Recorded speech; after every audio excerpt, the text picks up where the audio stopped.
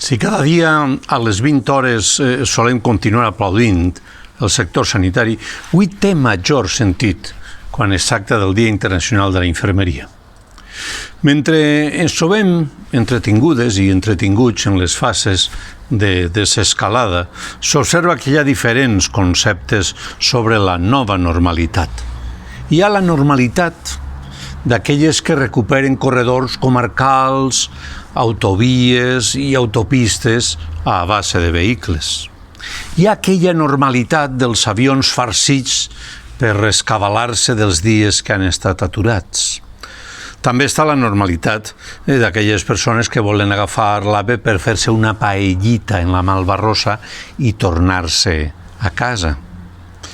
I la nova normalitat dels que esperem que la pandèmia ens hagi aprofitat d'alguna cosa més que peatonalitzar places majors.